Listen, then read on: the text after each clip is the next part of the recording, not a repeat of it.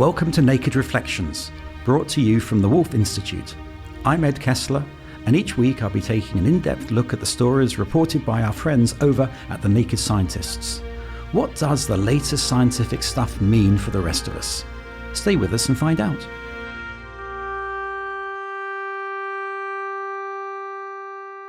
Hello and welcome to Naked Reflections. How beautiful you are and how pleasing, my love, with your delights. Your stature is like that of the palm, and your breasts like clusters of fruit. I said, I will climb the palm tree, I will take hold of its fruit. May your breasts be like clusters of grapes on the vine, the fragrance of your breath like apples. And your mouth like the best wine. May the wine go straight to my beloved, flowing gently over lips and teeth.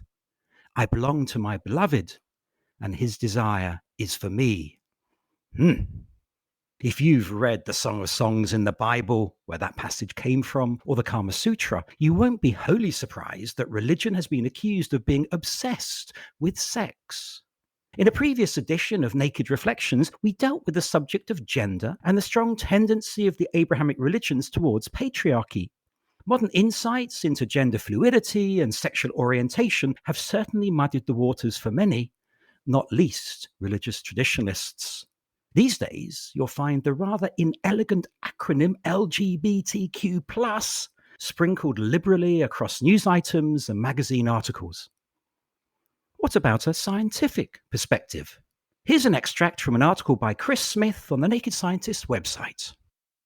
Having sex, where two adults come together and give rise to one offspring, is a pretty inefficient way to reproduce. We could increase our numbers much faster if we could simply copy ourselves.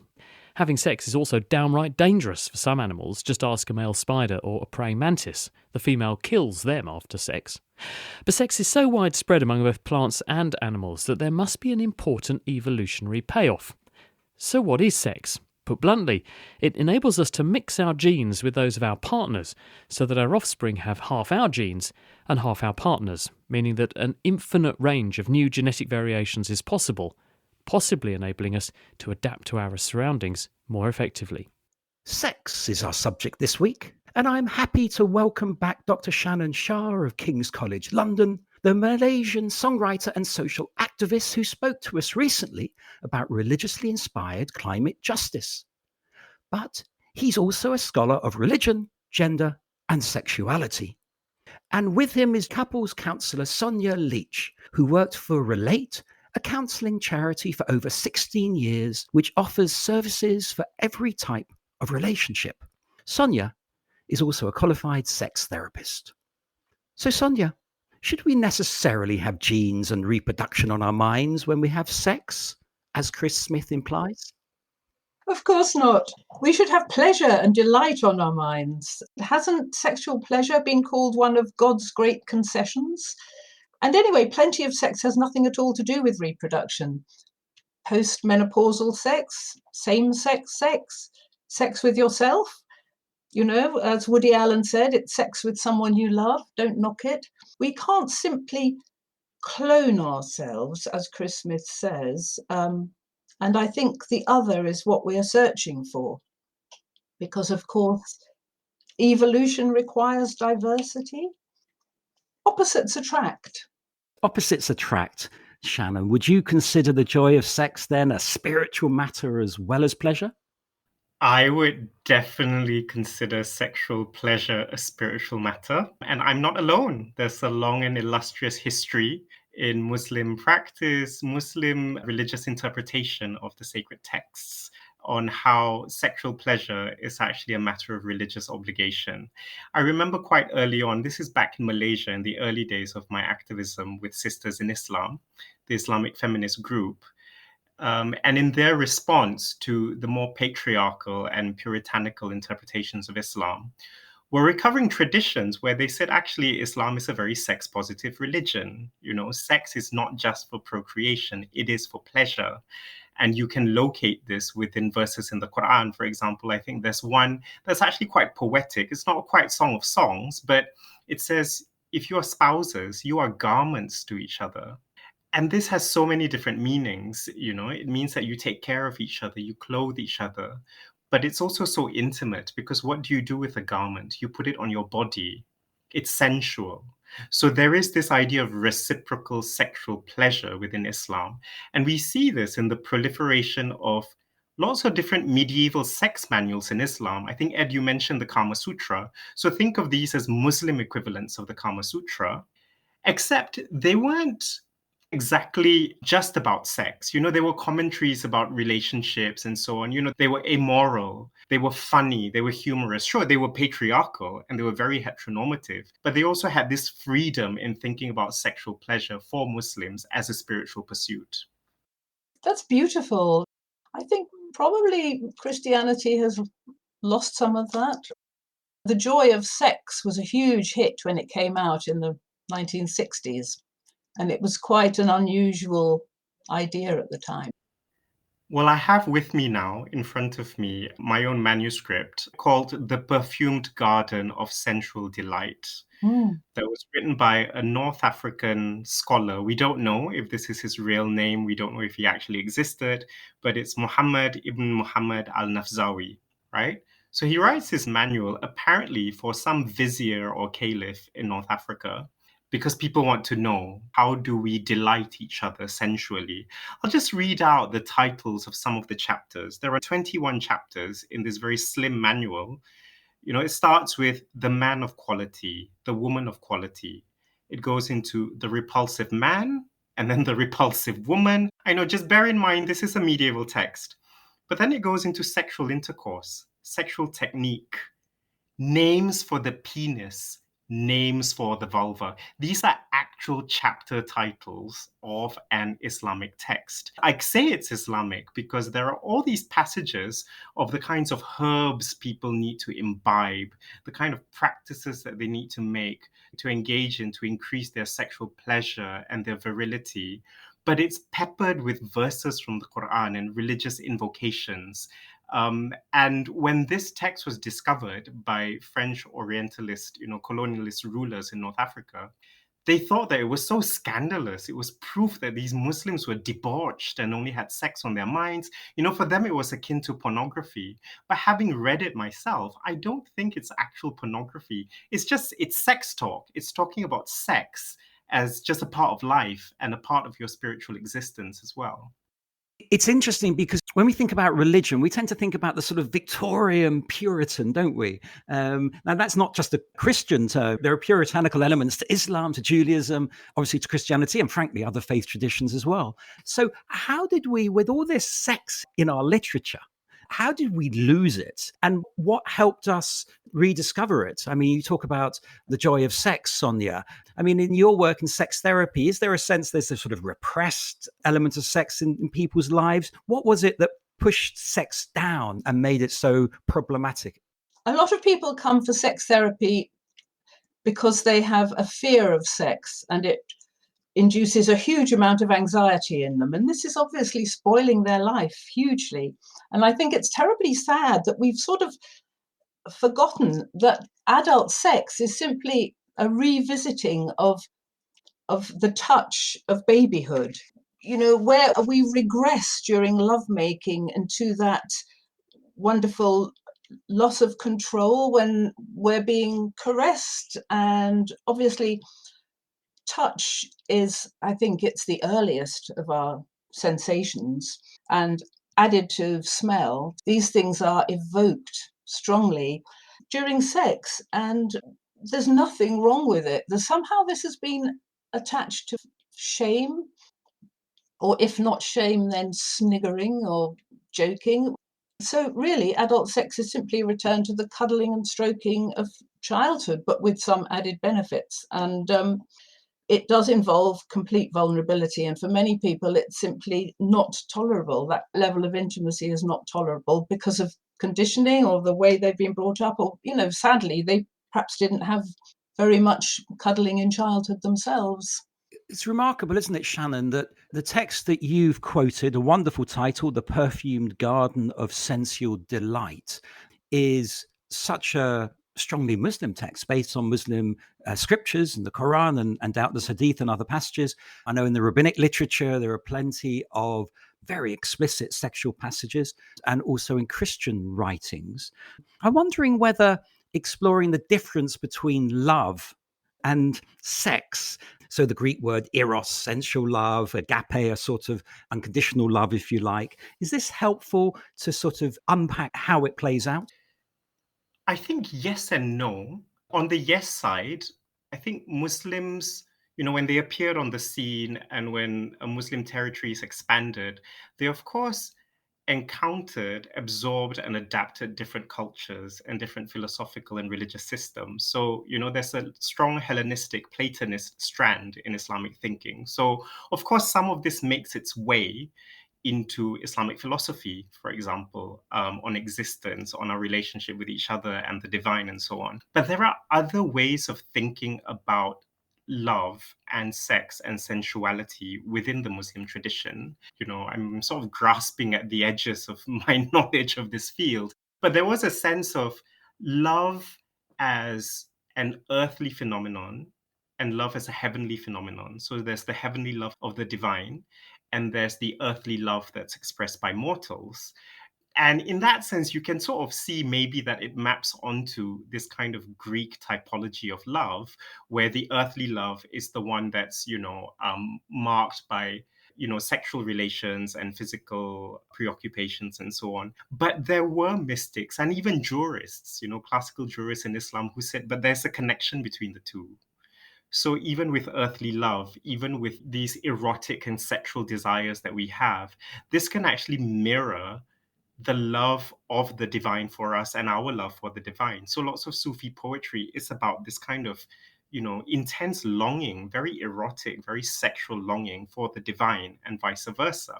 And one of the practices that was cultivated by pre-modern Sufi mystics was to gaze at beautiful young men without necessarily consummating their relationships. So, this is a kind of chaste sensuality. And within the corpus of, legal literature, people would ask questions like, how far can I gaze at someone? How far does gazing take me? Can I write them love letters? Is it okay if I stroke them? Is it okay if I embrace them and kiss them and even fondle them? And a lot of legal jurists would say, okay, you're hitting the limit here, but this is still fine as long as you don't engage in penetrative sex, right? And this is where I think, Ed, to your earlier question, what happened? I think in terms of the legal tradition within Islam, the way that, sexual taboos were interpreted and imposed, it was a very phallocentric way of thinking about sex. Like sex only happened when there was the penetration of a penis into an orifice, and there were lawful orifices that could be penetrated, which is, usually the vagina of the woman that you're married to. And there were unlawful orifices, right? So people bend over backwards coming with different sorts of rulings about what constitutes sex, what doesn't constitute sex. And I think nowadays for Muslim communities, we tend to think about this very legalistic dimension of sex, very phallocentric, very heteronormative. There's a beautiful Spanish saying, which is, spring needs no gardens, so love needs no frontiers. I love this idea of springtime needing no gardens. We don't need these categories when it comes to love, and falling in love anyway is sort of person specific rather than stuck with types. For me, I'm not so sure that sex and love are different. They both spring from the same source, which I'm with Freud, the life force, the libido, that energy that reaches out to another person, that desire, that spark of attraction. But of course, obviously, you can have sex without love. Rape, for example, or non-consensual sex, or sex which appears to be consensual but isn't really.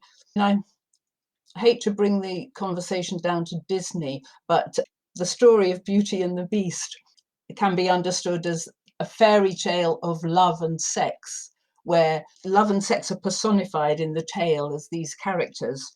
As the story unfolds, the characters mature and are able to come together willingly. They dance together. Sex and love are aligned together.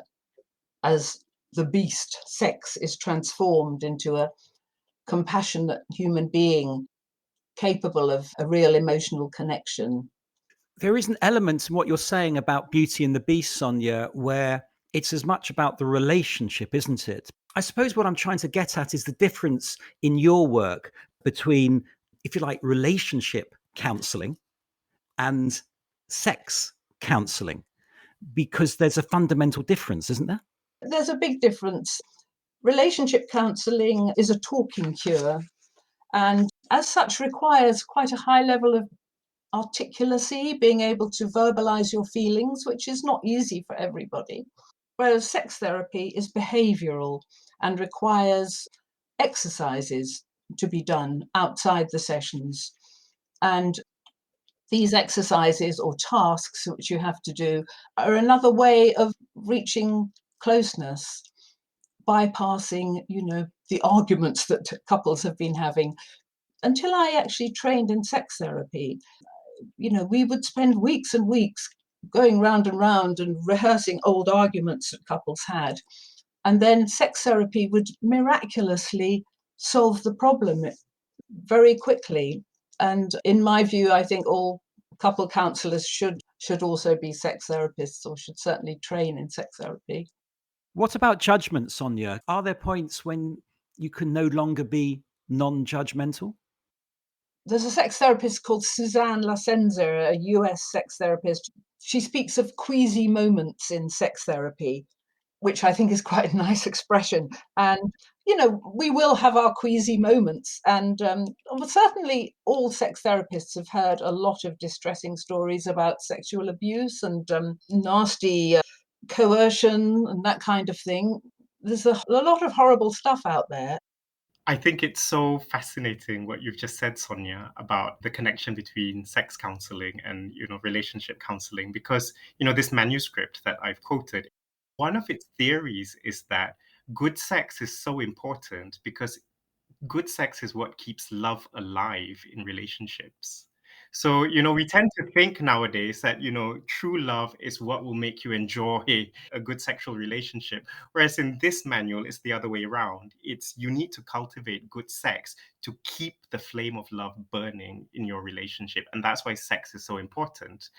Oh, I absolutely agree. I mean, in my view, it's a case of attachment makes the love connection, but sex provides the glue. Together it's a great combination. This is Naked Reflections with me, Ed Kessler. My guests are Shannon Shah and Sonia Leach. Our subject is sex. Science can take a dispassionate view of these things, if that's the right word, but here's an arresting observation from Paul Vasey in the Naked Scientist show, Meet the Doctors of Love.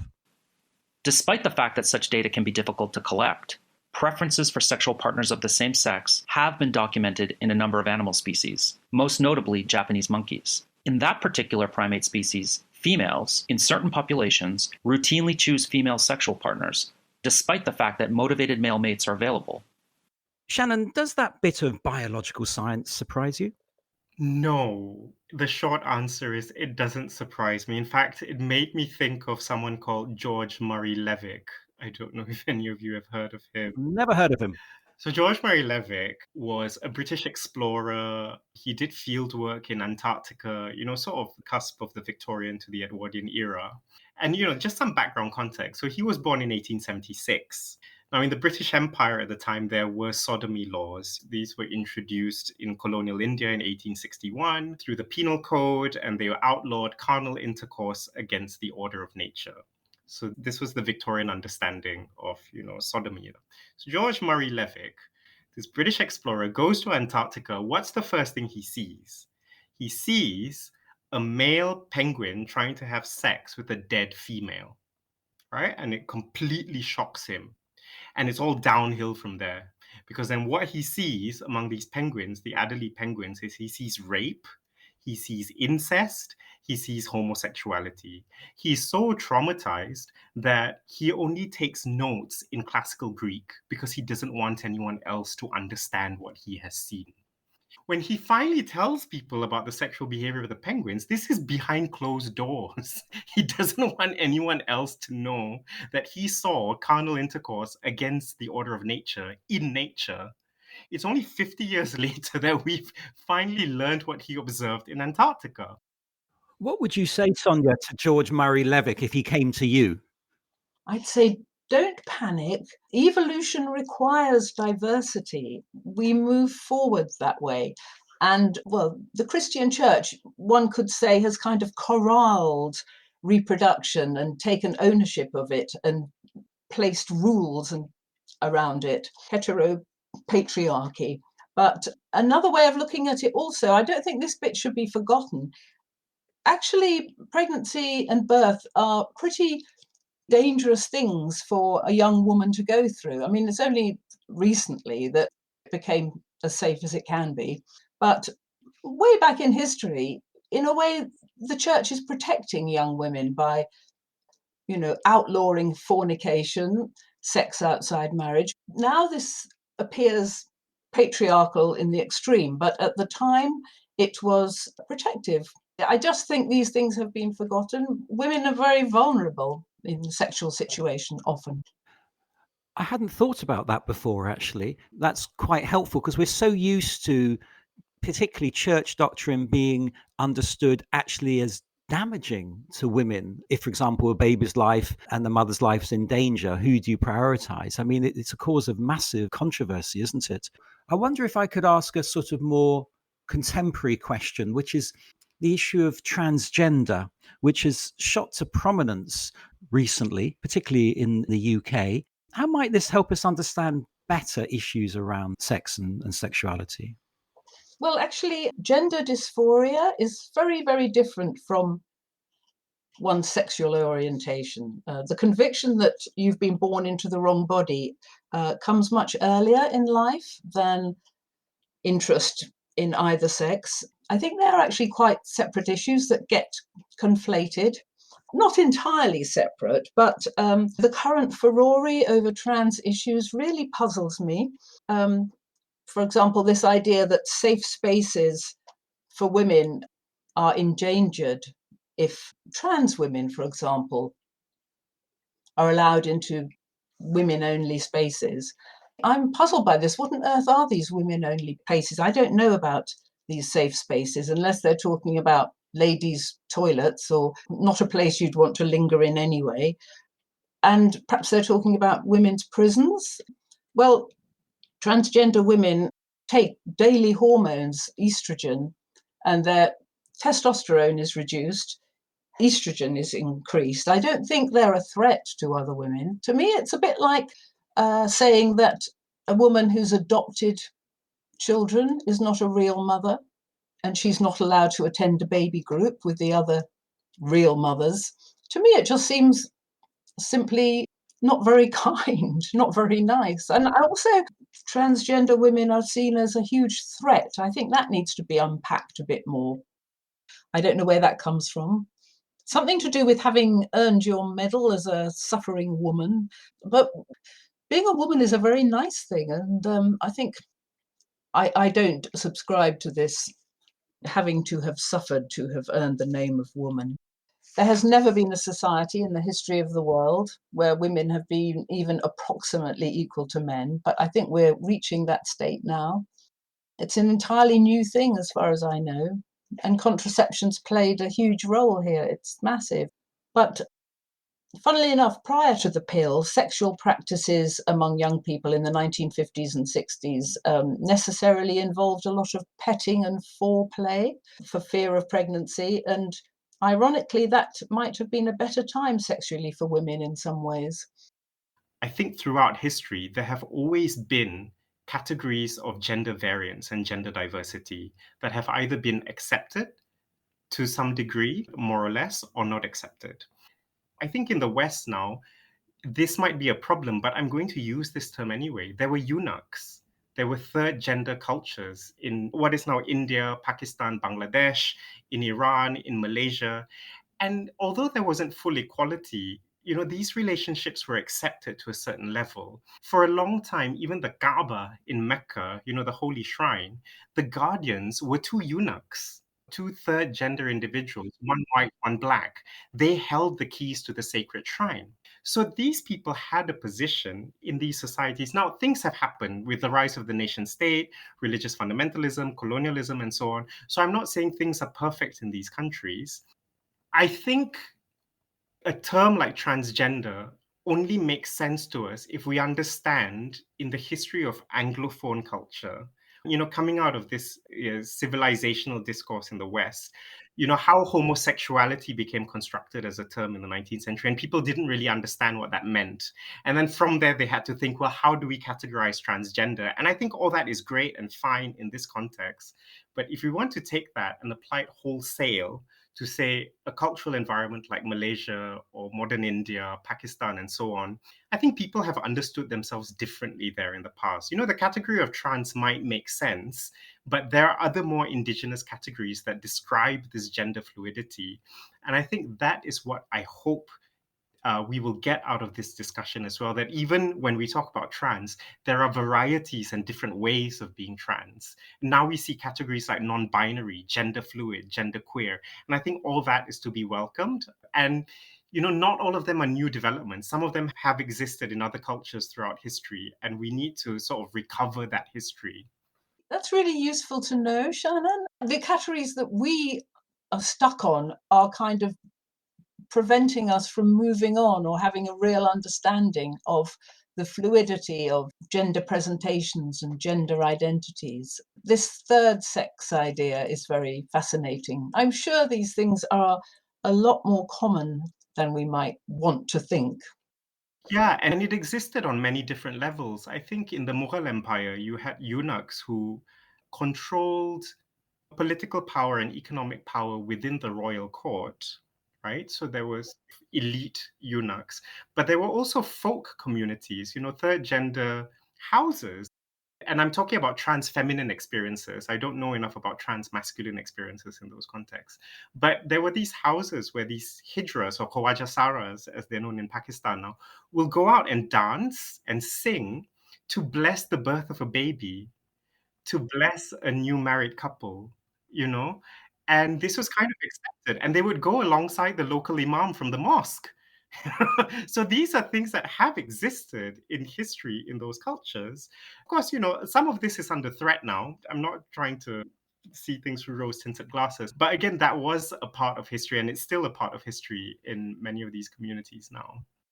Well, with that nuance, Shannon and Sonia, I'm going to have to stop right there. Well, thanks to you, Shannon Shah and Sonia Leach, for your insights, and thanks to you, dear listeners, for your attention.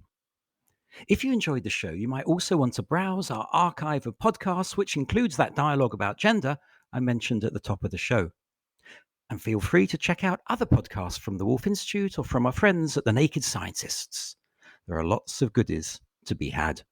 I'll be back next week with more guests.